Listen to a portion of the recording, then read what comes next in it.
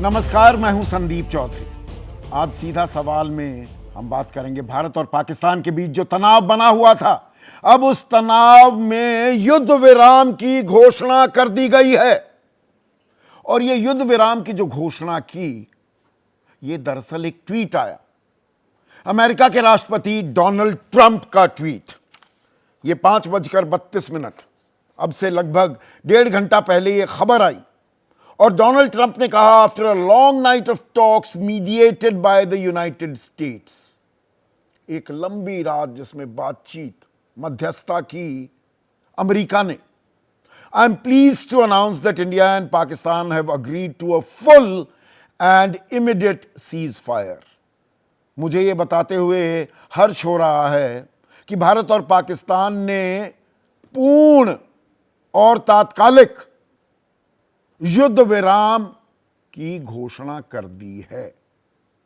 Congratulations to both countries on using common sense and great intelligence. फिर बधाई दी दोनों देशों को। And thank you for your attention to this matter. और इसके ठीक बाद पाकिस्तान के विदेश मंत्री और उप प्रधानमंत्री भी हैं, इशाक डार ने भी एक पोस्ट की और इस बात की तस्दीक कर दी कि भारत और पाकिस्तान के बीच युद्ध विराम हो गया है। और फिर विदेश मंत्रालय ने शाम 6 बजे हमारे विदेश सचिव विक्रम मिस्री वो आए और 3 लाइन में उन्होंने बात साफ कर दी कि भारत और पाकिस्तान के बीच अब युद्ध विराम हो गया है। अब ऐसे में सीधा सवाल क्या आपके जहन में आता है? जो 22 अप्रैल को हमारे 26 लोग आतंकवादियों ने जिनकी हत्या की थी, नृशंस निर्मम हत्या थी, क्या उसका बदला पूरा हो गया है? धर्म पूछकर गोलियों से भून डाला गया। ऑपरेशन सिंदूर को हमने अंजाम दिया, घुटनों पर ला दिया पाकिस्तान को। 9 जगह पर उनके आतंकी ठिकानों को नेस्तनाबूद कर दिया। 100 आतंकी ढेर कर दिए। इस बात से कतई इनकार नहीं किया जा सकता। बाप बाप करने लगा पाकिस्तान, खिसिया भी गया, बौखला भी गया। नागरिकों को, बच्चों को ढाल बनाने तक पर आ गया। यह बात मैंने कल आपको बताई थी। लेकिन अभी भी सीधा सवाल तो यही है, क्या हमने जो अपनों को खोया, 26 लोग और सिविलियंस भी मारे गए, उसके बाद 16 हमारे नागरिक, जिसमें 3 महिलाएं, 5 बच्चे। पुंछ में एक मिशनरी स्कूल को निशाना बनाया गया, मिसाइलें दागी गई, 2 बच्चे मासूम मारे गए और स्कूल बंद था। बंद ना होता तो न जाने कितने मासूमों की हत्या होती। गुरुद्वारे को निशाना बनाया गया, ग्रंथी की हत्या की गई। धार्मिक उन्माद फैलाने की कोशिश थी यह पाकिस्तान की तरफ से। तो क्या पाकिस्तान को हमने माकूल जवाब दे दिया है? आतंक का काम तमाम हो गया क्या? देखिए, हम युद्ध करने नहीं निकले थे। यह भारत ने अपने संयमित प्रतिक्रिया में साफ कर दिया था, हमने आतंकी ठिकानों को निशाना बनाया, कोई सिविलियन इलाकों को नहीं, ना सैन्य ठिकानों को। तो अब जो ये युद्ध विराम किया गया है, पाकिस्तान तो तैयार नहीं था। कल 36 ठिकानों पर 400 ड्रोन वो छोड़ता दिखाई दे रहा था। तो आज हमने और रक्षा मंत्रालय ने एक प्रेस कॉन्फ्रेंस भी की, बाकायदा उन हवाई अड्डों का जिक्र भी किया जहां पर हमने तबाही की है। और हमारे सैन्य ठिकाने बिल्कुल महफूज हैं। सब प्रोपेगेंडा वो करता घूम रहा है पाकिस्तान, पर यहां पर अभी लग जाता है। वो 16 नागरिक हमारे मारे गए, 26 पहले मारे गए, और वो 4 आतंकी 19वां दिन होने को है। उस आतंकी वारदात को पहलगाम के बैसरन में जो अंजाम दिया गया, वो आतंकी कहां गए, कहां खो गए? 19 दिन हो गए, वो आतंकी कहां खो गए? इस सवाल का भी तो हमें जवाब चाहिए। और अब भारत, आज देखिए, दिन का घटनाक्रम आपको समझने की जरूरत है। हमने एयर बेसेस को निशाना बनाया, पाकिस्तान, उसकी औकात दिखाई, उसे आईना दिखाया। साथ ही साथ दिन में भारत ने यह साफ कर दिया कि कोई भी act of war will be, act of terror will be treated as an act of war. कोई भी आतंकी घटना को अगर अंजाम दिया गया इसे युद्ध माना जाएगा। और यह अपने आप में एक खाका खींचते हुए दिखाई दी है सरकार। 35 साल हो गए हमें आतंक का दंश झेलते हुए, लेकिन एक कड़वी हकीकत यह भी है, हम अपने गिरेबान में झांकने से हमें संकोच नहीं करना चाहिए। 35 साल हो गए लेकिन कोई हमारी राष्ट्रीय आतंकवाद के खिलाफ नीति नहीं है। तो आज वो खाका हम खींचते दिखाई दिए क्या कि कोई भी आतंकी वारदात को अंजाम दिया जाएगा तो हम उसे युद्ध मानेंगे, तो युद्ध की तरह रिस्पॉन्ड किया जाएगा। लेकिन शाम होते होते जब डोनाल्ड ट्रंप ये बात बताते हैं और उसके साथ विदेश मंत्री जो अमेरिका के हैं, ये तो 5:32 पर उन्होंने ट्वीट किया, 5:37 पर मार्को रूबियो ने भी ट्वीट किया और कहा कि मैं और अमेरिका के जो उपराष्ट्रपति हैं जेडी वेंस, वो भारतीय और पाकिस्तानी हुक्मरानों के साथ, वरिष्ठ लोगों के साथ लगातार बात कर रहे थे, जिसमें प्रधानमंत्री नरेंद्र मोदी और पाकिस्तान के प्रधानमंत्री शहबाज शरीफ, भारत के विदेश मंत्री एस जयशंकर, पाकिस्तान के सेना अध्यक्ष आसिम मुनीर, जनरल आसिम मुनीर, मुल्ला मुनीर हैं दरअसल, और दोनों ही देशों के राष्ट्रीय सुरक्षा सलाहकार अजित डोवल और आसिम मलिक, इनसे बातचीत हो रही थी। और यहां तक दावा कर दिया पाकिस्तान और भारत को लेकर मार्को रूबियो ने कि India and Pakistan have agreed to an immediate ceasefire and to start talks on a broad set of issues at a neutral site, कि बातचीत के लिए भी तैयार हो गए हैं और तीसरी कहीं न्यूट्रल साइट पे करेंगे। अब विदेश मंत्रालय ने इसका पुरजोर खंडन किया है कि हम किसी तीसरे देश का ना तो दखल चाहते हैं, ना कहीं हम तीसरे देश में जाकर बात करेंगे पाकिस्तान से। यहां तो भारत ने अपनी संप्रभुता वो पूरी दुनिया को बताई कि देखिए हम अपने हितों का खुद ख्याल रख सकते हैं, रक्षा कर सकते हैं। पर यहां पर सवाल यह है कि ये युद्ध विराम की घोषणा सबसे पहले डोनाल्ड ट्रंप करते क्यों दिखाई दिए, जबकि वेंस तो कह रहे थे we have nothing to do with this. थोड़ी जानकारी भी कम रहती है वैसे डोनाल्ड ट्रंप को कि 1500 साल से युद्ध कर रहे हैं भारत और पाकिस्तान। 47 में तो 2 मुल्क बने थे, हमारा बंटवारा हुआ था। तो सवाल यहां पर अब यह आ जाता है कि भारत और एस जयशंकर ने साफ कर दिया है कि हम किसी भी आतंकी गतिविधि को बर्दाश्त नहीं करेंगे, कतई बर्दाश्त नहीं करेंगे। साफ शब्दों में, बिना लाग लपेट एस जयशंकर ये बात कह रहे हैं। और अब यह भी साफ किया जा रहा है भारतीय सरकार की तरफ से कि वो सिंधु जल संधि जो स्थगित की गई थी वो अभी स्थगित रहेगी। जो हमने कदम उठाए हैं, आयात निर्यात पर प्रतिबंध लगा दिया है, उच्चायुक्त बंद कर दिए हैं, ये अभी जारी रहेंगे। तो ये कंडीशनल सीज फायर है। पर कंडीशनल सीज फायर में क्या जो आतंक को मिटाने हम चले थे और गर्दन पर शिकंजा हमने कस दिया था, बिलबिला रहा था पाकिस्तान, क्या हमें जो गोल्स हमने सेट किए थे वो गोल्स हमने अचीव कर लिए हैं क्या? ये अपने आप में एक अहम सवाल है। और ये सवाल इसलिए भी जरूरी हो जाता है पूछना क्योंकि कल इंटरनेशनल मॉनेटरी फंड, इन्होंने 20,000 करोड़ रुपए का फंड दे दिया पाकिस्तान को। तो पूरी दुनिया यह भी मानती है, पोल खुल चुकी है पाकिस्तान की, कि इट्स अ रोग state, it's a failed nation. पालता पोसता है ये आतंकवादियों को। ख्वाजा आसिफ, उनके रक्षा मंत्री साफ कह रहे हैं जी 30 साल से हम ये करते आ रहे हैं। बिलावल भुट्टो, उनके विदेश मंत्री, ये बात मानते हैं, खुद मान रहे हैं। तो फिर ये अंतर्राष्ट्रीय मुद्रा कोष को ऐसी क्या मजबूरी है? और इसमें 17% वोटिंग राइट्स अमेरिका के पास है, जो कहने को भारत का दोस्त है। हम भी ताल ठोकते घूमते हैं ट्रंप के साथ, हमारी बड़ी दोस्ती यारी है। तो ये फंड कैसे मिल जाते हैं पाकिस्तान को? और आपको ये जानकर ताज्जुब होगा, 1958 से अब तक 26 बार इंटरनेशनल मॉनेटरी फंड कर्ज दे चुका है पाकिस्तान को। और इसका इजाफा, इस संख्या में सबसे ज्यादा इजाफा है 1989 के बाद। 88 से भारत में आतंकवाद शुरू हुआ था, यह करनी थी पाकिस्तान की ही। तो पाकिस्तान को आतंक को अंजाम देने के लिए पैसे देता है क्या इंटरनेशनल मॉनेटरी फंड? इतना मासूम, इतना नादान नहीं हो सकता है अंतर्राष्ट्रीय मुद्रा कोष, और वो पैसे दिए जा रहा है। 67 साल में 2,41,000 करोड़ रुपए मिल चुके हैं पाकिस्तान को आईएमएफ से। तो जब हम कहते हैं कि सिर्फ अलग थलग पड़ गया है पाकिस्तान और चीन और तुर्की के अलावा कोई उनके साथ नहीं है, अंतर्राष्ट्रीय समुदाय दरअसल कि भाई हम 3 में ना 13 में, अब अपना ख्याल खुद रख लो।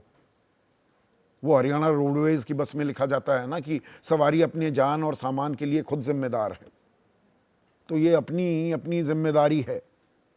क्या ये भी कूटनीति की एक धारा बह रही है? इसी पर आज हम चर्चा करने वाले हैं। ऐसे में आज का सीधा सवाल, भारत पाक में युद्ध विराम, आतंक का हुआ काम तमाम हो गया और आतंक को दिया अंजाम, सबक भुगतेगा पाकिस्तान। ये तो हम कह रहे हैं act of terror will be an act of war. तो 2-4 दिन बाद खुदा न खास्ता फिर किसी आतंकी वारदात को अगर पाकिस्तान अंजाम देता है तो फिर यही हालात पैदा हो जाएंगे क्या, जो पिछले 3 दिन हमने देखा है। इसी पर चर्चा के लिए मेरे साथ स्टूडियो में major general Bishambar Dayal, retired, a very proud soldier, वो मेरे साथ जुड़ चुके हैं। Major general Yash Mor, retired, एक और वेरी प्राउड फौजी हमारे साथ हैं। विजय सरदाना, जाने माने अर्थशास्त्री हैं, वो हमारे साथ इस चर्चा में जुड़ेंगे। पवन वर्मा किसी परिचय के मोहताज नहीं, देश के बड़े राजनयिकों में से एक हैं, राज्यसभा सांसद भी रह चुके हैं, तो इनका राजनीति में भी दखल है।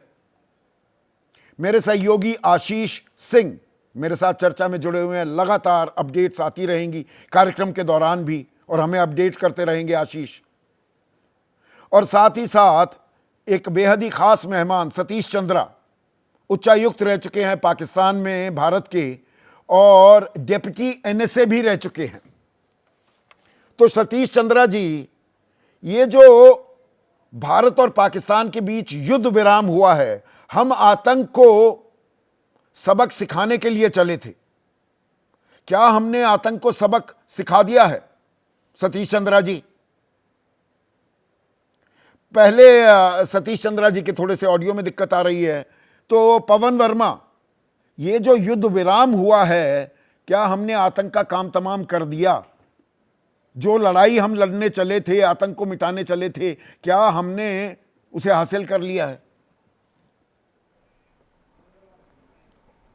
संदीप जी, ये तो कहना मुश्किल है, क्योंकि अब तक जहाँ तक मुझे खबर है, पाकिस्तान ने हमें युद्ध विराम के पहले किसी तरह भी आश्वस्त नहीं किया है कि अब जो आतंक और पाकिस्तानी सरकार, आर्मी और आईएसआई के बीच का रिश्ता है वो ख़त्म होगा और आतंक का इस्तेमाल भारत के ख़िलाफ़ नहीं होगा। तो मैं ये कह नहीं सकता कि आतंक ख़त्म कर दिया हमने। इतना हम ज़रूर जानते हैं कि पहलगाम जब हुआ तो हमने अपना लक्ष्य स्पष्ट किया था कि इस आतंकी बारबैरिक, जिसको कहा जाए, बर्बरता से किया हुआ जो ये हमला था, उसका हम मुंह तोड़ जवाब देंगे। प्रधानमंत्री ने तो यहाँ तक कहा था कि मिट्टी में मिला देंगे। क्या वो लक्ष्य हासिल हो चुका है? यहां पर एक बड़ी खबर आ रही है पवन वर्मा जी, और आप से बेहतर इसका विश्लेषण कोई नहीं कर सकता है। खबर ये आ रही है कि भारत इस युद्ध विराम के लिए, एक सीज फायर के लिए इसलिए तैयार हुआ कि आज सुबह हमने डिसाइसिव स्ट्राइक्स किए पाकिस्तान के एयर बेसिस पर। उसकी तफसील आज रक्षा मंत्रालय ने हमें दी भी, और उसके बाद 3:30 बजे आज दोपहर Pakistani director general of military operations की भारतीय डीजीएमओ से बातचीत हुई और यह तय हुआ कि भाई और मत कीजिए ऐसा। साथ ही साथ खबर यह भी आ रही है कि अमेरिका ने दबाव डाला, कल जो $1 बिलियन एड में और एक और ट्रांच मिल गई, एक और किश्त मिल गई पाकिस्तान को, तो वो सशर्त कर्ज मिला है। अमेरिका ने साफ किया पाकिस्तान को कि ऐसे ही आतंक को अंजाम देते रहे, उसमें संलिप्तता रही, उसे पालते पोसते रहे तो पैसा मिलना बंद हो जाएगा। इसे किस तरह से आंकते हैं आप? आपका विश्लेषण क्या है? देखिए संदीप जी, जब तक हमको और जानकारी हासिल नहीं होती है कि जिस तरह की क्षति हमारे आर्म्ड फोर्सेस ने पाकिस्तान को पहुंचाई है, तब तक हम ये नहीं कह सकते कि हमको जो हासिल करना था वो हो गया और पाकिस्तान के डीजीएमओ ने हाथ जोड़ लिए कि साहब अब और मत करो। देखिए, सरकार को पब्लिक में सार्वजनिक रूप से तथ्य और तर्क देने होंगे और हम सरकार पर पूरा विश्वास करते हैं। हम अपने आर्म्ड फोर्सेस पे बड़ा गर्व करते हैं कि हो सकता है उन्होंने जो भी उनका लक्ष्य था वो प्राप्त कर लिया हो, पर अभी हमको इस बात की पुष्टि चाहिए, क्योंकि युद्ध शुरू होने के पहले हमने लक्ष्य को अपने आप ही स्पष्ट कर दिया था। मिट्टी में मिला देंगे, ध्वस्त कर देंगे। क्या वो हासिल हुआ है कि नहीं ये नहीं मालूम। जहां तक आईएमएफ की बात है, जो अंतर्राष्ट्रीय मुद्रा कोष है, उसमें से पाकिस्तान को पहले भी मिलते रहे, आज भी मिल जाए, मैं आपको बड़े आत्मविश्वास के साथ कह सकता हूं कि पाकिस्तान की जो आर्थिक व्यवस्था है वो इस तरह की है कि इस लोन से उस पर कोई प्रभाव नहीं पड़ेगा, क्योंकि जो भी वित्त मंत्री पाकिस्तान का है अब उसका एक ही ये काम है, कहाँ से पैसा हम उधार लें, जिसमें जो हमारे उधार है जिनको हमें चुकता करना किसी तरह पूरा करें। हाँ, वो मैं लगातार तो कहता आया हूँ अगर पवन जी पड़ा है कि और पाकिस्तान तो वो कटोरा लेकर खड़ा हुआ है, उस कटोरे में भी छेद हैं। हाँ, उस कटोरे में भी छेद है और उसमें उससे उसकी आर्थिक व्यवस्था किसी तरह से बेहतर नहीं होने वाली। लेकिन अमेरिका ये दावा कर रहा है कि डी-एस्केलेट करने में पाकिस्तान पर उन्होंने दबाव बनाया कि भैया अगर आपने कंप्लाई नहीं किया, ये आतंक को प्रत्यक्ष या परोक्ष रूप से समर्थन देना, इसे पालना पोसना बंद नहीं किया तो आगे पैसा नहीं मिलेगा। ये ट्रंप प्रशासन दावा करता दिखाई दे रहा है। देखिए, मुझे नहीं लगता कि अमेरिका इस थ्रेट पर जो आप कह रहे हैं उस पर खरा उतरेगा, क्योंकि अमेरिका एक देश है और भी कई देश है जो अंतर्राष्ट्रीय मुद्रा कोष में है, और अगर पाकिस्तान उनकी बात पहले से मानता होता तो अब तक तो उसने आतंक से कब का रिश्ता छोड़ दिया होता। तो सही बात तो ये है कि पाकिस्तान इज अ रोग स्टेट। वहाँ के जो आर्मी चीफ है, he is a mullah in army fatigues. Yes. और वो जो रिश्ता आतंक के साथ उन्होंने बनाया हुआ है एक रणनीतिक तौर पर, क्या उसका खतरा भारत से टल गया है? क्या हमें इस बात पर किसी तरह से आश्वस्त पाकिस्तान ने किया है? क्या हमने अपने सैनिक लक्ष्य प्राप्त किए हैं? क्या पाकिस्तान के जो एबिलिटी टू स्ट्राइक है उस पर इस तरह की क्षति पहुंची है कि अब हम युद्ध विराम करने में हमें लाभ है? देखिए, 100 किलोमीटर अंदर बहावलपुर से लेकर एलओसी पर जो उनके आतंकी ठिकाने थे, वो लश्कर तैयबा के हों, जैश ए मोहम्मद के हों, हिजबुल मुजाहिदीन के भी, उनको नेस्तनाबूद किया गया है। 100 से ज्यादा आतंकी भी ढेर कर दिए गए और जो उनके एयर बेसिस हैं उनको भी तबाह किया गया है अच्छा खासा। तो क्या अपने आप में ये मुकम्मल कार्रवाई नहीं देखते आप इसे? संदीप जी, मैं सरकार अगर कहती है कि ये मुकम्मल कार्रवाई है तो मैं उसकी प्रशंसा करता हूँ। मेरा सिर्फ एक प्रश्न है कि सरकार को अपने आश्वस्त होने के बारे में जो डिटेल्स है उनको सार्वजनिक करना चाहिए, क्योंकि आखिरकार ये लड़ाई वो ऐसे इंसिडेंट के बाद हुई थी, पहलगाम के बाद, जिस बर्बरता से धार्मिक आधार पर जो कत्ले आम हुआ था, उसके बाद हमने कहा था कि अब एक हमने लक्ष्मण रेखा खींच दी है और उनको ध्वस्त करेंगे, उनके सारे आतंकी बेसिस को समाप्त करेंगे और मिट्टी में मिला देंगे। अगर ये लक्ष्य प्राप्त हो गया है तो युद्ध कोई अपने आप में लक्ष्य अच्छी प्राप्त बात हुआ तो है या नहीं, ब्रीदिंग कोई स्पेस भी सकारात्मक मिली बात तो है यहाँ दो पर जो प्रमुख अभी ये खबर आ रही है कि डीजीएमओ की जो बात हुई आशीष, और 3:30 बजे पाकिस्तान के डीजीएमओ ने भारत के डीजीएमओ से बात की, ऐसा हमें सूत्र बता रहे हैं। इस बातचीत से पहले अमेरिका की कोई भूमिका नहीं थी, पर इसमें टाइमलाइन अगर मैं देखता हूं थोड़ा सा इसमें ओवरलैप हो रहा है, थोड़ा नहीं अच्छा खासा हो रहा है। जो 5:32 पर इंडिया टाइम डोनाल्ड ट्रंप अपना ट्वीट करके सबसे पहले ये जानकारी देते हैं कि युद्ध विराम हो गया है, full and immediate cease fire Bharat और पाकिस्तान के बीच। वो पहली लाइन क्या लिखते हैं इस ट्वीट में? After a long night of talks mediated by the United states.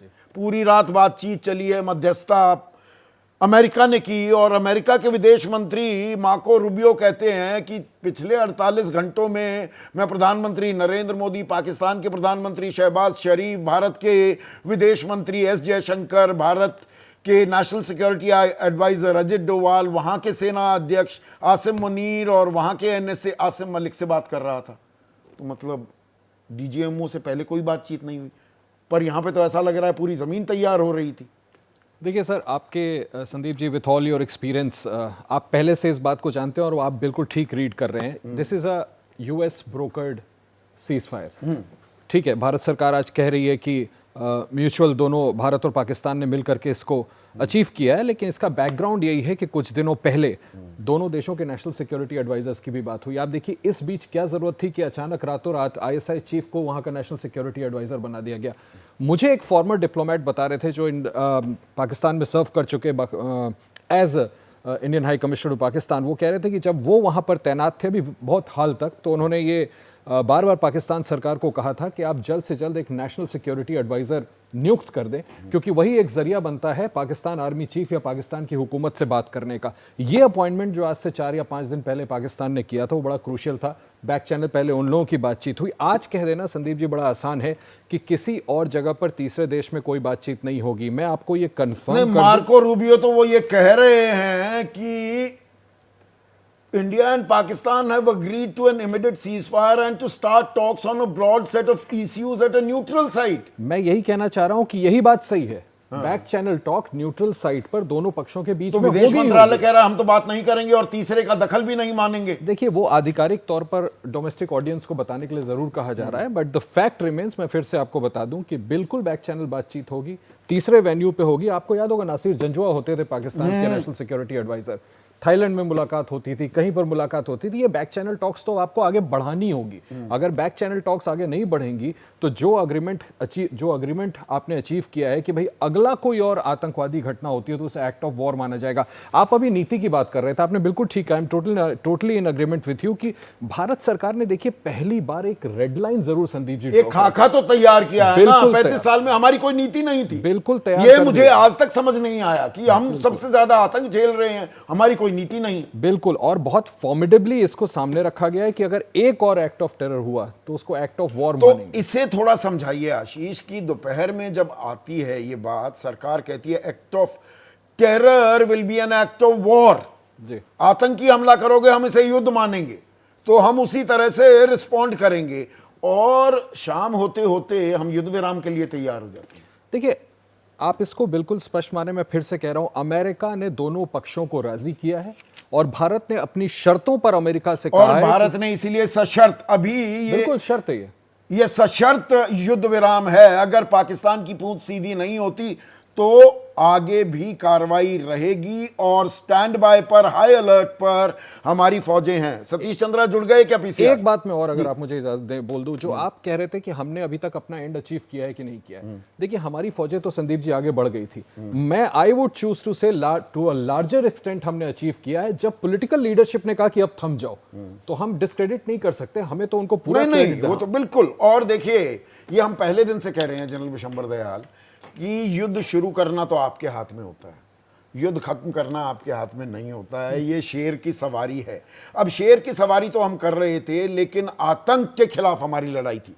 हमने पहले ही दिन से ये साफ किया, हमने सिविलियन ठिकानों पर कोई बमबारी गोलाबारी नहीं की, निर्दोषों की हत्या हमने नहीं की जो पाकिस्तान ने की है। हमने सैन्य ठिकाने भी उन पर निशाना नहीं साधा। वो तो जब वो 36 जगह पर 400 ड्रोन भेजेंगे तो हम रिटेलिएट करेंगे, पर हमने पहल नहीं की थी। पर ये युद्ध विराम, हमने तो आतंक के खिलाफ लड़ाई छेड़ी थी। वो आतंक को काम तमाम या उस पर लगाम लगाई हमने, जो हमारा मेन ऑब्जेक्टिव था। देखिए संदीप, युद्ध विराम करना या विद शुरू करना पॉलिटिकल लीडरशिप का काम है, और पॉलिटिकल लीडरशिप ने अपना पॉलिटिकल डायरेक्टिव जो दिया होगा, जो ऑब्जेक्टिव दिया होगा, जितना ऑब्जेक्टिव दिया होगा, अगर भारत की पॉलिटिकल लीडरशिप उससे सेटिस्फाइड है तो ये भारत की लीडरशिप का फैसला है, और भारतीय लीडरशिप ने ये सीज फायर एक्सेप्ट किया। इसका मतलब वो जो हमने स्ट्राइक्स की हैं, देखिए वो स्ट्राइक्स भी अपने आप में बहुत काबिल तारीफ है, और काबिल तारीफ से नहीं, इसमें मैं ऑपरेशनल है। मैं जनरल दयाल आपकी इजाजत से मैं इसकी एक सेकंड इसकी एक डिस्टिंक्शन कर देता हूं। देखिए दर्शकों, फौज को जब खुली छूट दी गई, फौज ने नाको चने रगड़वा दिया, पाकिस्तान को घुटनों पर ला दिया, दांत खट्टे कर दिए, 9 आतंकी ठिकाने नेस्तनाबूद किए, वायु जल थल सेना का ऐसा समन्वय 47 के बाद पहली बार होता दिखा है। हम 1962 का वॉर भी हमने लड़ा चीन के साथ, उसमें था कि भाई एयरफोर्स का सही समय पे इस्तेमाल ही नहीं किया गया। करगिल में भी ऐसा कहा जा रहा था कि थोड़ा लेट कर दिया एयरफोर्स को इस्तेमाल करने में, लेकिन यहां पर तो ऐसी जबरदस्त सिनर्जी दिखाई दी और 100 आतंकी ढेर कर दिए, कैंप्स नेस्तनाबूद कर दिए। तो फौज ने तो अपना काम कर दिया। अब युद्ध कितना चलेगा नहीं चलेगा ये पॉलिटिकल डिसीजन होती है। मैं सारी चीज को सरल कर देता हूं जी। मैंने आपके टेलीविजन चैनल पे और हर जगह ये बोला है कि भारत की जो मिलिट्री पावर है, जब वो आप पाकिस्तान पर अप्लाई करोगे तो पाकिस्तान उसी दिन जो है वो पीछे हट जाएगा, घुटने टेक लेगा, मेरा ही मानना है। और अगर आप इस मिलिट्री पावर को और लगाते तो मैं समझता हूं वो और भी टर्म्स एंड कंडीशंस पे आ जाता। जिस दिन 7 तारीख की सुबह से, अरे यहां सऊदी अरेबिया के फॉरेन मिनिस्टर का आना, अचानक आ जाना, ये कार्रवाई तो शरीफ ब्रदर्स को जिस दिन लगा कि अब तो लुट गए, क्योंकि लुटवा दिए मुनीर ने, उसी दिन से उन्होंने मुहिम स्टार्ट कर दी कि किस तरह से फेस सेव करके इस फंदे से निकला जाए। ये मेरा मानना है। कोई मैं डिप्लोमेट नहीं, मेरे पर मैं अभी अपने सवाल पर कायम वहीं से स्टार्ट हुआ है। पाकिस्तान तो एक फेल स्टेट है, बिल्कुल, लेकिन उनको ना बचने के लिए ना पिद्दी का शोरबा, पर हमारा जो हित था वो आतंक को नेस्तनाबूद करना था। वो सबक सिखा दिया है हमने पाकिस्तान को। क्या मेरा ओपिनियन ये है कि देखिए, मैं तो बहुत हार्डलाइनर हूं इस मामले पे कि ये अधूरा सबक है। अगर मेरा सीरियसली मानो तो हमने एक झटका दिया है बालाकोट से बड़ा, लेकिन कुत्ते की दुम है और फिर उभरेगी टेम्परली, जैसे कारगिल के बाद हुआ था।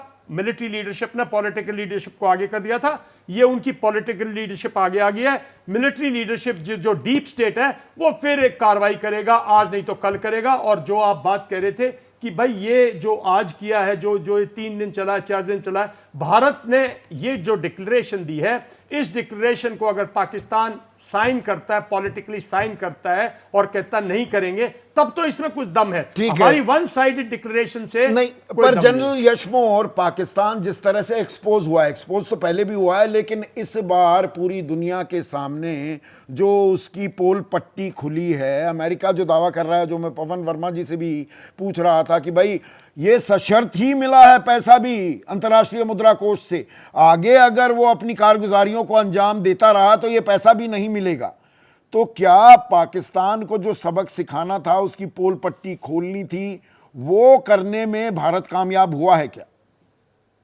देखो संदीप, पहली बात तो यह है कि सीज फायर हुई है, वी मस्ट वेलकम इट।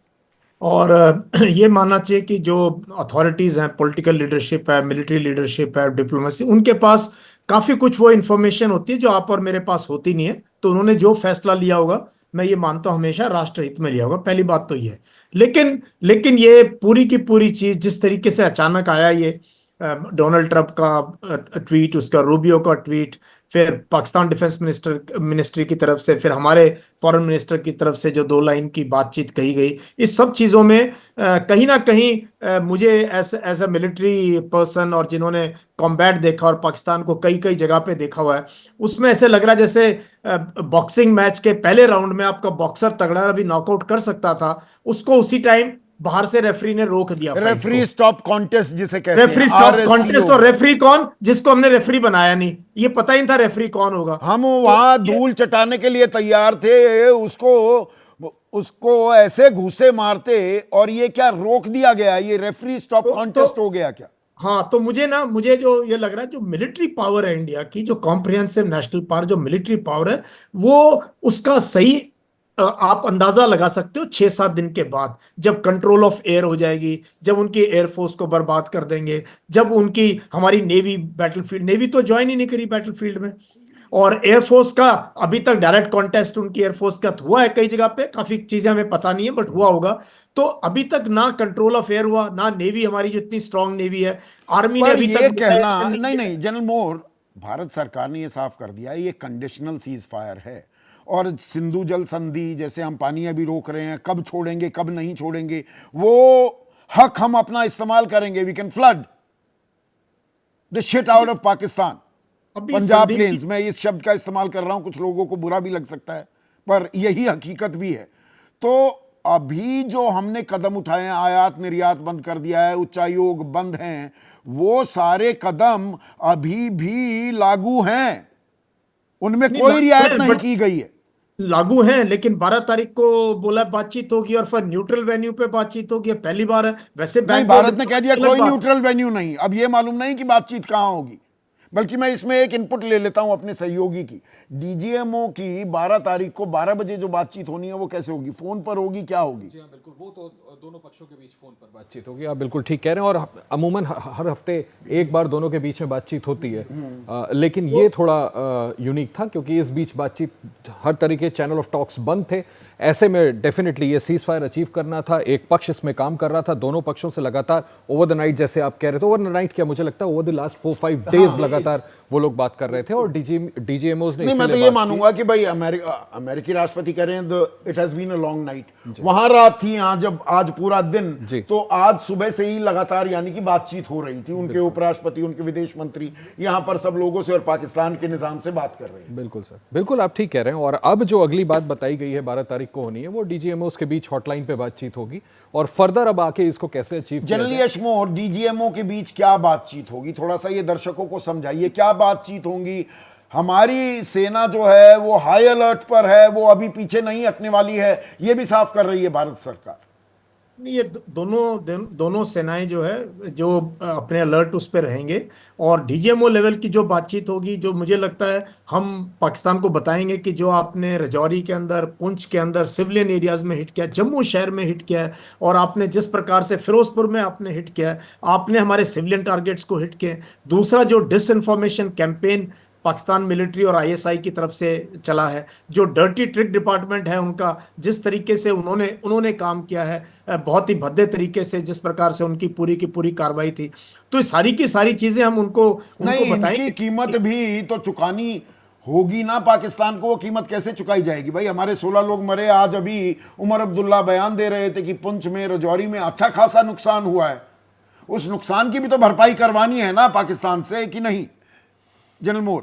अब तो सीज फायर हो गया, अभी तो सरकार को ही कंपनसेशन देके इन लोगों के घर ठीक करने चाहिए और इनको भरोसा देना चाहिए। देखो, सफर करता है दो ही लोग इस पूरी लड़ाई के अंदर, बॉर्डर के लोग। मैं छमजौड़ियां, पुंछ, रजौरी, सब जगह बहुत दिनों तक नौकरी कर चुका हूं। मैंने वो आर्टिलरी शेलिंग भी देखी हुई है कैसे लोगों के ऊपर, तो उनके लिए जरूर राहत की सांस है, इसमें कोई शक नहीं है। कोई लड़ाई नहीं चाहता जो नहीं, राहत की सांस। दरअसल विजय सरदाना, थोड़ी मैं कड़वी बात अब पूछना चाहूंगा, ये पाकिस्तान को राहत की सांस मिल गई क्या इस युद्ध विराम में? पतली गली से निकल लिया क्या पाकिस्तान? 26 लोग हमारे मार डाले, हमारे सिविलियंस पर हमला किया, पुंछ रजौरी पर वो हमला कर रहा था, ढाल बना रहा था नागरिकों को, बच्चों को, और कल IMF उसे पैसे भी दे देता है, उसके कटोरे में जिसमें छेद ज्यादा हैं उसे और पैसे मिल जाते हैं। और अब अमेरिका हमें यह बताने की कोशिश कर रहा है कि जी हमने तो सशर्त ये पैसे दिलवाए हैं, पाकिस्तान अभी सुधर जाएगा। संदीप जी, सबसे पहले आपको, सभी पैनलिस्ट और दर्शकों को मेरा प्रणाम। देखिए, जिस दिन से ये हंगामा शुरू हुआ था उस दिन मैंने एक वीडियो बनाया था कि बगैर हथियार के भी पाकिस्तान बर्बाद हो सकता है, क्योंकि इस समय पाकिस्तान की आर्थिक स्थिति बहुत ज्यादा खराब है। जो वर्ल्ड बैंक या आईएमएफ ने करीब $1 बिलियन के आसपास जो अभी रिलीज किया है, ये पाकिस्तान के लिए 10 दिन की भी जरूरत से कम है, क्योंकि उनका ट्रेड डेफिसिट करीब 2 से 3 बिलियन डॉलर मंथली हो गया है। तो 10 दिन की बात है, तो ये मनी इज नॉट इंपॉर्टेंट। सवाल क्या है? सवाल जो आप कह रहे हैं नहीं यूएस नहीं, मैं को और इसमें एक इंडिया सेकंड जी। विजय भाई, आपकी बात बिल्कुल दुरुस्त है और ये पवन जी ने भी इस ओर इशारा किया।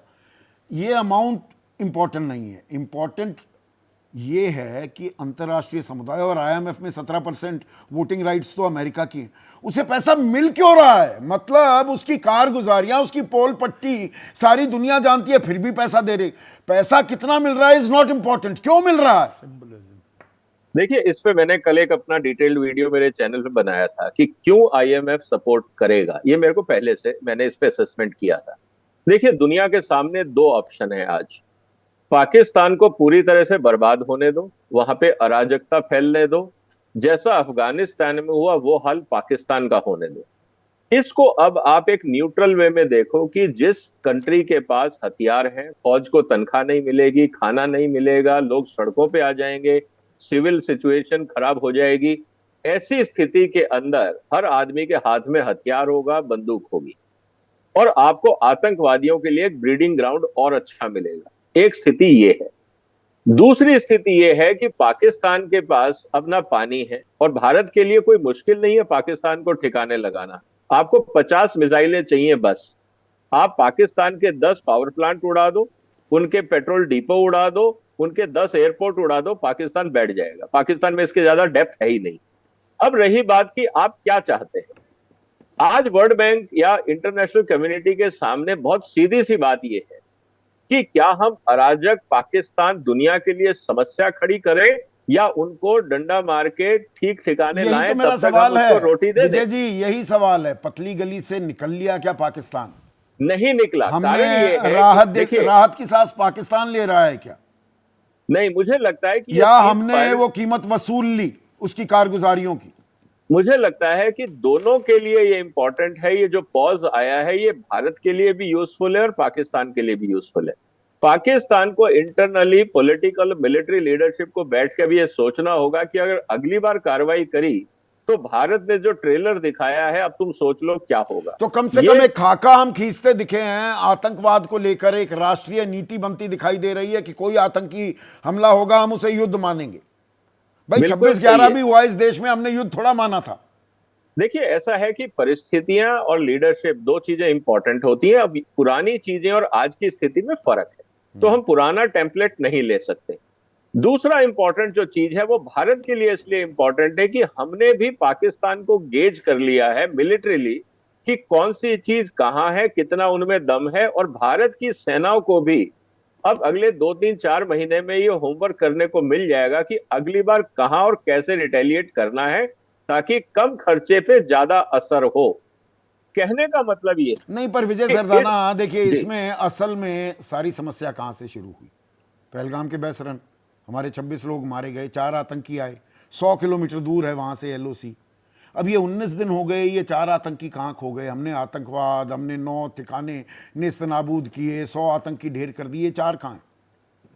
देखिए, बहुत सीधी सी बात है। आज अगर आप देखें, आज ही मैं उस पर एक डिटेल्ड वीडियो बना रहा हूं कि जो सैटेलाइट इमेजेस पाकिस्तान को मिली हैं अमेरिकन प्राइवेट कंपनी से, which are high resolution photographs, उन्होंने पिछले 4 महीने में 12-15 हाई रेजोल्यूशन फोटोग्राफ सिर्फ पहलगाम और इस आतंकवाद जहां हुआ है उसके आसपास की खरीदी है।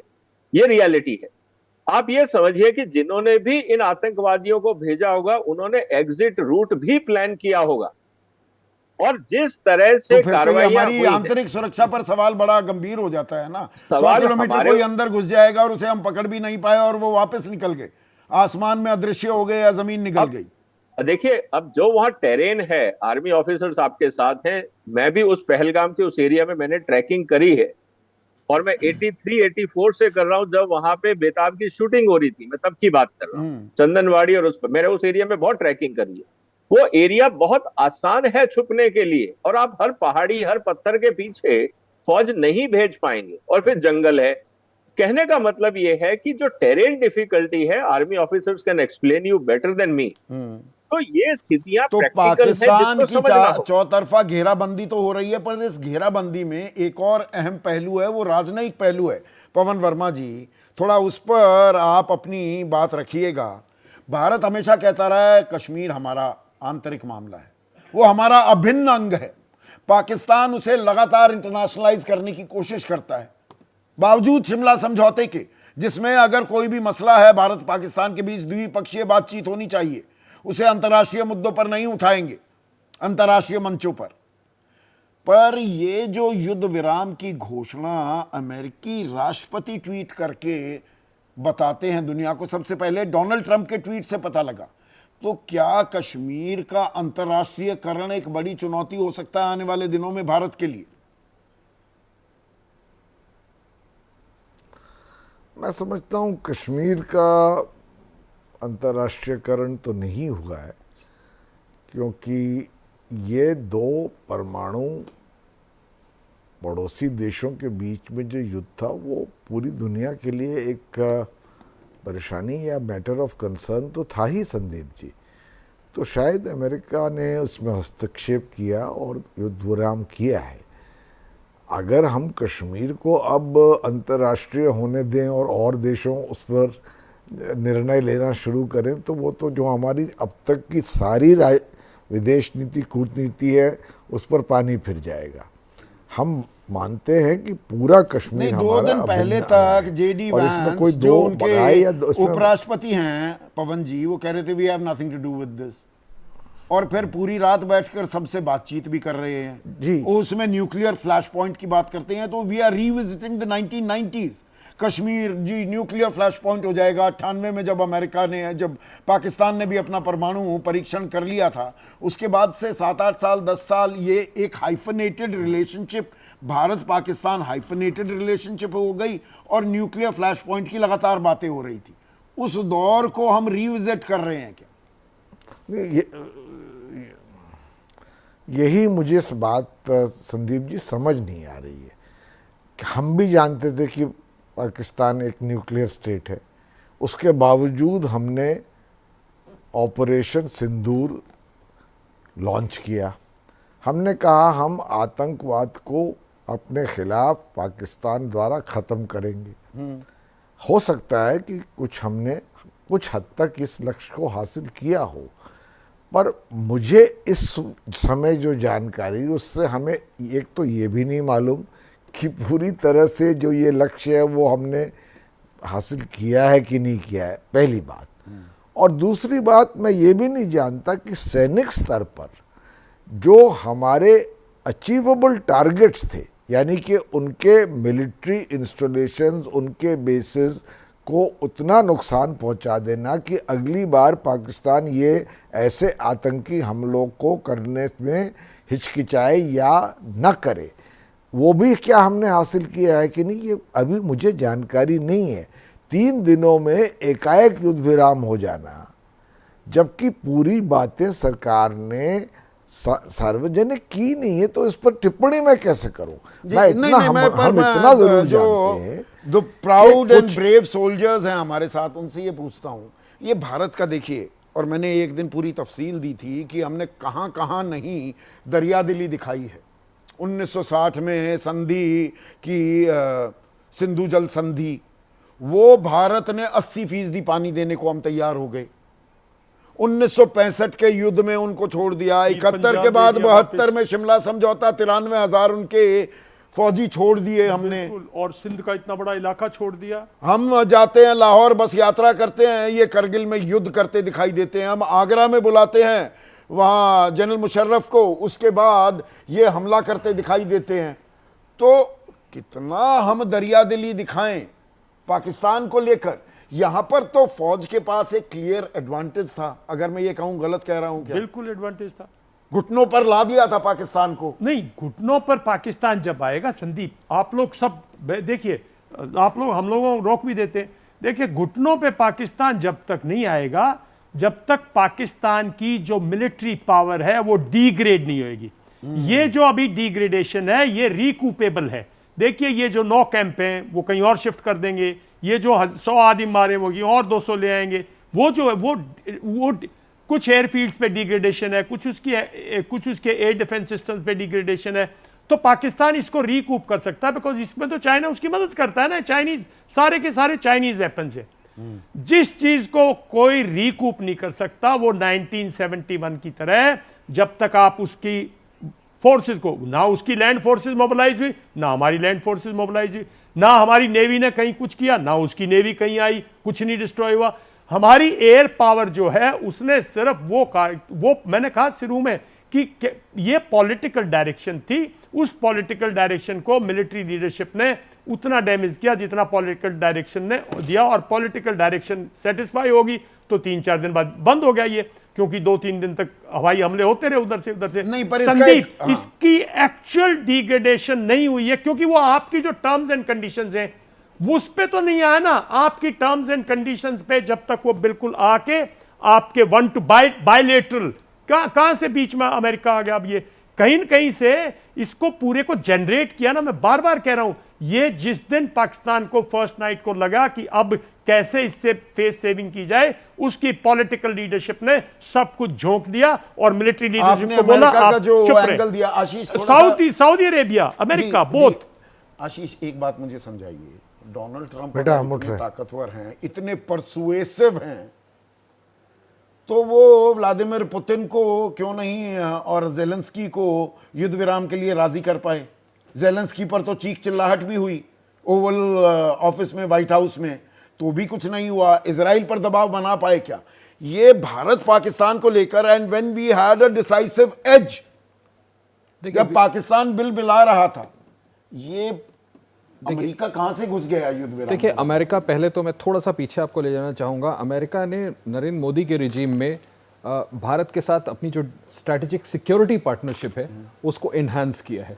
तो उस तरह से हमारे टेररिज्म से रिलेटेड जितने भी इश्यूज हैं उसमें अमेरिका का से ज़्यादा है। क्यों नहीं उनके साथ कर पाए, क्यों हमारे साथ कर पाए? We are far more dependent on them. हम ज़्यादा डिपेंडेंट हैं डिप्लोमेटिकली, वो हमारे साथ ज़्यादा अमेलगमेटेड हैं इन इश्यूज़ को लेकर। वरना तहव्वुर राणा को अभी कुछ दिन पहले अमेरिका ने आउट ऑफ द वे जा करके भारत को सौंपा नहीं होता। मैं आपको थोड़ा सा और पीछे याद दिलाना चाहूँगा कि जब स्ट्रैटेजिक सिक्योरिटी पार्टनरशिप को बढ़ाया जा रहा था तो अमेरिका ने भारत के साथ मिलकर के ये तक तय किया था कि दाऊद इब्राहिम को ट्रेस करके मारा जाएगा। तो मुझे लगता है कि ये क्लोज जो पार्टनरशिप है उसके लिहाज से तो ये व्यवहारिक बातें, देखिए, सड़क पर तय नहीं होगा कि सरकारें क्या फैसला लेंगी। हालांकि राजनाथ सिंह ने कहा जो लोग चाह रहे हैं हम वैसा करेंगे, थोड़ा सा वो राजनीतिक बयानबाजी भी हो गई थी। लेकिन जनरल मोर, देखिए, युद्ध वो सुनने में अच्छा लगता है, एक सेंस ऑफ ब्रेवरी नहीं, ब्रवाडो भी बहुत से लोगों में, जिनको कोई लेना देना नहीं, फौज में कभी गए नहीं, ना कोई सपना था, वो वॉर मॉन्गरिंग सबसे ज्यादा करते दिखाई देते हैं, वो WhatsApp warrior, drawing room warriors. पर युद्ध की एक बड़ी कीमत भी चुकानी पड़ती है। तो क्या यहां पर कॉस्ट बेनिफिट एनालिसिस भी सरकार ने जरूर किया होगा कि हमने सबक सिखा दिया, आतंकी ठिकाने भी नेस्त नाबूद कर दिए, और भारत आज की तारीख में विश्व गुरु बनने चला है। हम कोई पाकिस्तान के साथ झगड़ा मोल ले लें और अपने आंतरिक आर्थिक सेहत बिगाड़ लें, वो भी तो दुरुस्त नहीं है ना, वो व्यवहारिक नहीं है ना, वो रणनीति भी। देखो संदीप, ये हमें पीछे मुड़ के देखना पड़ेगा कि 1980 के दशक में जो है पंजाब में इंसर्जेंसी स्टार्ट की थी, टेररिज्म स्टार्ट किया था पाकिस्तान ने। उसके बाद कश्मीर में 40-45 साल हो गए हमको ये पाकिस्तान का भुगतते हुए। उसके सियाचिन ग्लेशियर का वॉर भी आ गया, कारगिल का फुल फ्लेजेड वॉर भी आ गया, और पार्लियामेंट अटैक भी हो गया, 26/11 भी हो गया, उड़ी भी हो गया, पुलवामा भी हो गया, पहलगाम भी। तारीख में लिखते जा रहे हैं हमें सारी चीजें। अब ये 4 दिन 5 दिन का जो चला, इसमें सिर्फ 5% हमारी मिलिट्री पावर यूज हुई है, 5% से भी कम। ये क्या मिलिट्री पावर हम यूज कर पाए? अगर हम स्ट्रॉन्गर नेशन है, बेटर एयरफोर्स है, बेटर नेवी है, बेटर आर्मी है, बेटर टेक्नोलॉजी है, तो उसको तो घुटने पे तो तब आता जब 7-8-10 दिन जब जो है हम उसको लगातार, तब जाके कुछ हम नतीजा ले पाते। इसमें कुछ खास यहाँ कुछ तो खास जनरल पावर मोर मुझे याद आती है, नजम सेठी वहाँ के वरिष्ठ पत्रकार हैं पाकिस्तान के, पंजाब प्रांत के, वो मुख्यमंत्री भी रहे हैं। उन्होंने कहा कि शॉर्ट टर्म वॉर अगर हुआ, कोई छोटी अवधि का जंग जैसे हालात हुए या जंग हुई, तो भारत पाकिस्तान बराबर है। लंबी चली तो पाकिस्तान की कमर टूट जाएगी। आप उसी ओर इशारा कर रहे हैं। ये 2-3 दिन नहीं है, 5-7 10 दिन 15 दिन चलता तो पाकिस्तान बिलबिलाता सही मायने में। मैं कहता हूं कम से कम 7-8 दिन का एयर वॉरफेयर, एयर कैंपेन चलता तो हमें कुछ सेक्टर्स में, पूरे नहीं, कुछ सेक्टर्स में कंट्रोल ऑफ द एयर मिल सकता था। Once you control the air you can control the ground, है कि नहीं? तो तब हम अपनी कैपेबिलिटीज को इस्तेमाल कर सकते थे, जो हमने इतनी कैपेबिलिटीज बिल्ड करी हैं। तो इस सारी चीज के अंदर मुझे जो वही लग रहा है कि अब मैच स्टार्ट होने वाला था। अब खैर ठीक है, पॉलिटिकल लीडरशिप का कॉल है, फौज तो उसके हिसाब से करेगी काम, बट उनके पास इनपुट्स भी होंगे। इसमें यूएस का क्या रोल रहा है, सऊदी अरेबिया का बड़ा जबरदस्त रोल रहा होगा इस सारी चीज के अंदर, जो मुझे नजर आता है। But is it sufficient to tame Pakistan? क्या पाकिस्तान की फौज बदल जाएगी? क्या आसिम मुनीर का कद कम हुआ है इस सारी चीजों में? ये सारे सवाल हमारे आगे हैं, जो अगले आने वाले दिनों में हमें एनालाइज करने और हमने देखना है कि क्या रहा। क्या पाकिस्तान की पॉलिटिकल लीडरशिप का कद ऊंचा हो गया उनकी आर्मी के आगे? नहीं, ये सब नहीं हुआ है। आसिम मुनीर से बात कर रहे हैं रूबियो, उनका नाम ले रहे हैं, उनसे ओके कराई है सीज फायर उन्होंने। हमारे यहाँ तो एनएसए है, रक्षा मंत्री है, प्राइम मिनिस्टर, इनसे बात होती है। कभी आपने सुना है कोई फॉरेन का जो है डिफेंस मिनिस्टर हमारे चीफ से सलाह करे कि भाई क्या करना है क्या नहीं करना है? तो पाकिस्तान की आर्मी का कद कम नहीं हुआ इस चीज से। पाकिस्तान की जो पॉलिटिक्स पर जनरल वेद मलिक, जनरल वीपी मलिक, जो करगिल में सेना की बागडोर संभाले बैठे थे, उनका ट्वीट आया है। वो कह रहे हैं, general Bishambar Dayal, we have left India's future history to ask what politico strategic advantages if any were gained after its kinetic and non kinetic actions post Pakistani horrific terror strike in Pahalgam on 22nd of April। कि हमें ऐसे कौन से राजनीतिक और सामरिक फायदे हुए हैं? संदीप, मैं बार बार कहता हूं आपके चैनल, ये वीपी मलिक पूछ रहे हैं। Chief, thank you, you done raise the right issue. हमने जो, हमारी पीढ़ी ने, हमारे से पहली पीढ़ी ने जो दर्द झेला है टेररिज्म का, हमने अगली पीढ़ी पे पास कर देंगे, मेरा मानना यह है। क्योंकि पाकिस्तान का अल्टीमेट इलाज सिर्फ एक और एक ही है कि उसकी मिलिट्री पावर को, बिल्कुल उस स्टेट में मिलिट्री पावर होनी नहीं चाहिए। जब तक वो रहेंगे, जब तक डीप स्टेट रहेगा, भारत ऐसे ही 5 महीने 6 महीने बाद हमें दोबारा ना ये देखना पड़े, दोबारा कहीं। मैं आपका कष्ट भी समझ सकता हूं, पर दर्द क्या, ये तो देश का दर्द है संदीप। एक मिनट आशीष, पर हमें ये नहीं भूलना चाहिए, ये कंडीशनल सीज फायर है, फौज अभी हाई अलर्ट पर हैं, बाकी जो हमने कूटनीतिक सामरिक कदम उठाए हैं उन्हें विड्रॉ नहीं किया गया है। देखिए, बिल्कुल उनको विड्रॉ नहीं किया गया है। डिप्लोमेटिकली किसी भी देश की कमर तोड़ने के लिए वो बड़े फैसले हैं संदीप जी, आप ये मानेंगे। जिस तरह का एक्शन लिया गया है, 9 ठिकानों को ध्वस्त कर देना, वरना मुरीद के वगैरह पहुंच करके उनको मारना, जो लश्कर तैयबा का हेडक्वार्टर, और आगे भी अगर कोई आतंकी हमला होता है वो युद्ध माना जाएगा, ये भारत ने साफ कर दिया। ये बिल्कुल स्पष्ट कह देना कि अब एक और आतंकी हमला एक्ट ऑफ वॉर होगा, इसका मतलब क्या है कि एक्ट ऑफ वॉर का जवाब वॉर के तौर पर दिया जाएगा। फिर हम घुस के मारेंगे और इससे बड़ा मारेंगे। अभी भी देखिए, इतने सारे उनके मिलिट्री इंस्टॉलेशन को टारगेट करना, एयरफोर्स इंस्टॉलेशंस को, 9 ठिकानों को ध्वस्त कर देना। 100 तो मुझे लग रहा है फिगर राजनाथ जी ने कहा है, माई अंडरस्टैंडिंग से इस 200 से कम टेररिस्ट नहीं मारे गए। मौलाना मसूद अजहर कह रहे हैं तो कुकुर मुत्तों की तरह फिर खड़े हो जाएंगे, कोई बात नहीं, थोड़ा टेम्परेरी सेटबैक है, फिर आ जाएंगे। रोग स्टेट है, वो जितनी बार आप मारिएगा उतनी बार वो खड़ा कर लेंगे। उनका इलाज ही है कि वो जितनी बार खड़े हो उतनी बार उनको मारो। पहली बार कम से कम, आप बिल्कुल सही कह रहे हैं, इंडिया ये कह तो रहा है कि इसको हम एक्ट ऑफ वॉर मानेंगे, यानी अपनी नीति स्पष्ट कर दी है। आप मुझे बताएं, इतना स्ट्रॉन्ग एक्शन नहीं है तो मौलाना मसूद अजहर क्यों ये कह रहा है कि इस हमले में काश मैं भी मारा गया होता? हाँ। उसके भाई को मार दिया, उसकी बहन को मार दिया, वाले, हाँ।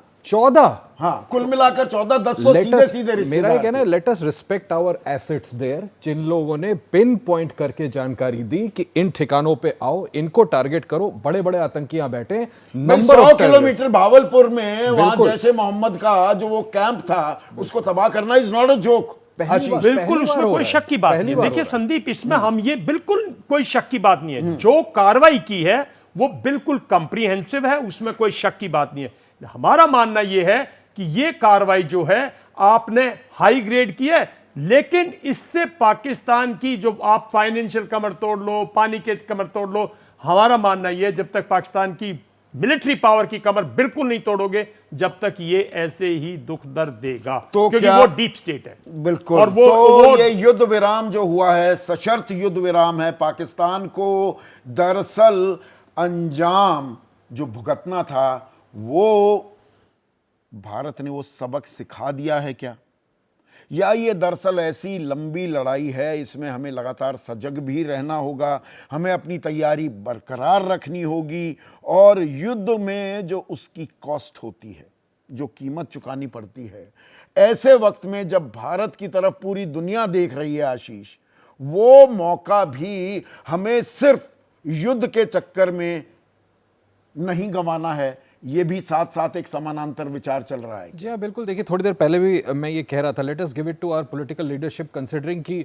प्रधानमंत्री मोदी ने सेवरल ओकेजन्स पे पाकिस्तान की बात करें संदीप, तो कई बार उन्होंने बहुत पीस के लिए रीच आउट भी किया था। मैं पहले भी कह रहा था, नवाज शरीफ को बुलाना अपने ओथ में, लाहौर जाना, सुषमा स्वराज याद करिए, लेट सुषमा स्वराज को उन्होंने टॉक्स के लिए भेजा, डिफेंस मिनिस्टर को जब एससीओ की मीटिंग हुई थी उसके लिए भेजा। तो भारत लगातार कोशिश करता रहा। ये एक अपॉर्चुनिटी आई थी फॉर वेरियस रीजंस। पाकिस्तान की कमर टूट चुकी थी, वो प्लीड कर रहा था कि सीज फायर करा दो, डी एस्केलेशन करा दो। अमेरिका ने जब रिक्वेस्ट की कि आप हमारी बात फाइनली मान ले, सशर्त मानने में कोई बुराई नहीं है कि ठीक है हम आपकी बात मान लेते हैं, जबकि हमने उनको सबक सिखा दिया है।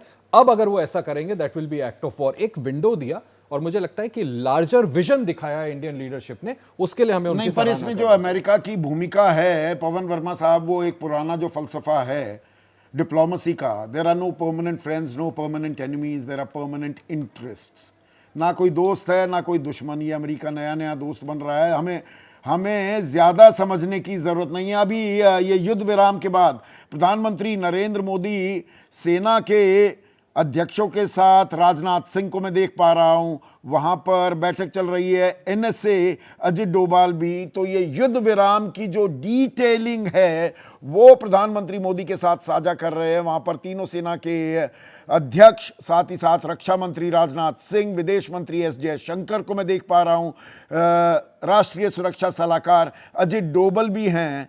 लेकिन जो मेरा सवाल था पवन वर्मा, वो जो कॉस्ट इम्पोज करनी थी, हमने पाकिस्तान पर वो कॉस्ट इम्पोज कर दी है क्या? लेकिन इसमें अमेरिका की भूमिका जरूरत से ज्यादा हावी होने वाली तो नहीं आ रही है ये, क्योंकि परमानेंट इंटरेस्ट की बात हो रही है, हमें अपने हित साधने हैं। वो साधे हैं क्या हमने?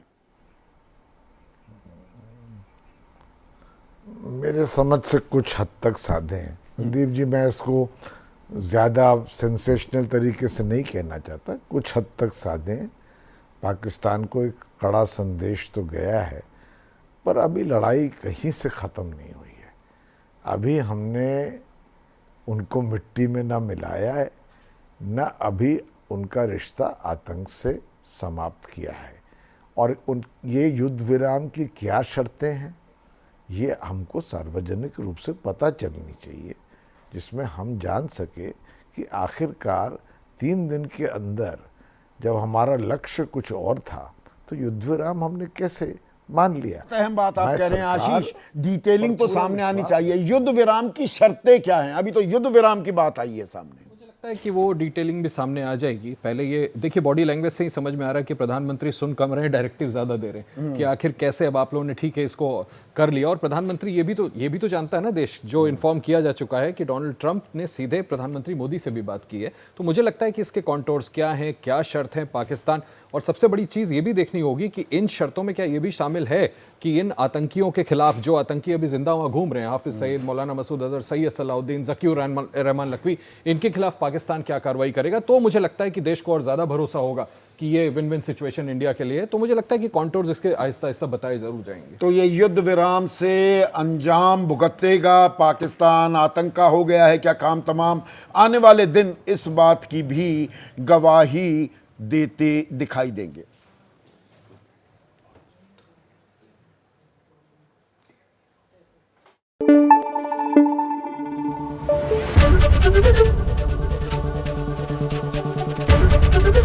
ABP News, आपको रखे आगे।